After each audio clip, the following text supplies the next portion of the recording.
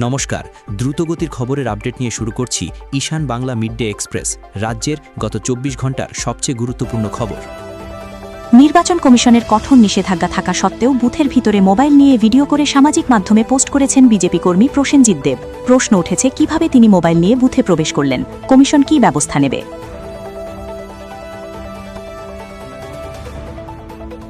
শ্রীভূমি শহরে ভোট কেন্দ্রে রণক্ষেত্র, বিজেপি কর্মীর মারধরে গুরুতর জখম কংগ্রেস কর্মীরা। পাথারকান্দির রাঙ্গামাটি কেন্দ্রে ইভিএম ভাঙচুর ও সংঘর্ষ, আহত অন্তত 25। ধীর গতির ভোট গ্রহণে ক্ষোভ, করিমগঞ্জের বিজেপি প্রার্থী সুব্রত ভট্টাচার্যের প্রতিবাদ।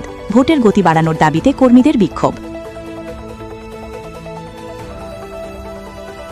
ভোট দিতে গিয়ে হঠাৎ কেন রেগে গেলেন মুখ্যমন্ত্রী ডক্টর হিমন্ত বিশ্ব শর্মা?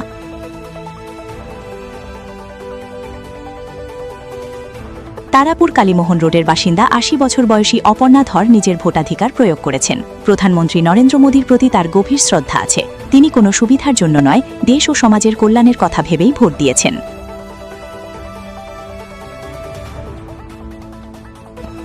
তৃণমূল কংগ্রেস নেত্রী সুস্মিতা দেব ভোট দেওয়ার পর বিস্ফোরক মন্তব্য করে বলেন, বিজেপি ফের সরকার গঠন করলে আসামে আবার এনআরসি ও এসআইআর প্রক্রিয়া চালু হবে। তিনি বলেন, কংগ্রেস যদি সরকার গঠন করতে চায় তাহলে তৃণমূলের দরজায় কড়া নাড়তেই হবে।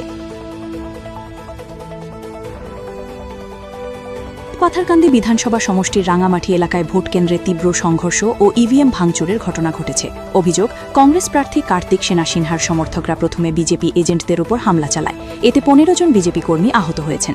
প্রায় 2 ঘণ্টা ভোট বন্ধ থাকার পর নতুন ইভিএম বসিয়ে পুনরায় ভোট গ্রহণ শুরু হয়েছে। পুলিশ পরিস্থিতি নিয়ন্ত্রণে এনেছে।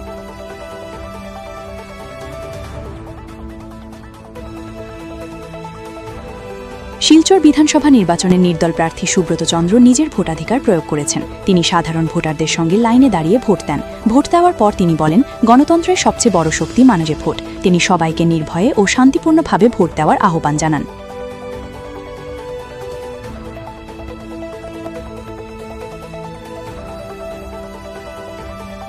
ডিলিমিটেশনের পর প্রথমবার নিজের ভোটাধিকার প্রয়োগ করলেন সোনাই বিধানসভা কেন্দ্রের কংগ্রেস প্রার্থী আমিনুল হক লস্কর।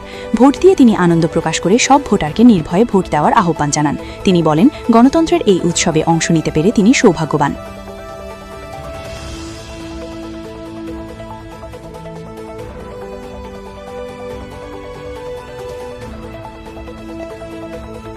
বরাক উপত্যকায় 2026 বিধানসভা নির্বাচন উৎসব মুখর পরিবেশে সম্পন্ন হয়েছে। সকাল থেকেই কাছাড় জেলার বিভিন্ন ভোট কেন্দ্রে ভোটারদের উপচে পড়া ভিড় দেখা গেছে। কিছু কেন্দ্রে ইভিএমে যান্ত্রিক ত্রুটি ও বিক্ষিপ্ত ঘটনা ঘটলেও সার্বিকভাবে নির্বাচন শান্তিপূর্ণভাবে সম্পন্ন হয়েছে। আগামী 4 মে ভোট গণনা অনুষ্ঠিত হবে। জনগণ একটি শক্তিশালী ও স্থিতিশীল সরকারের প্রত্যাশা করছেন।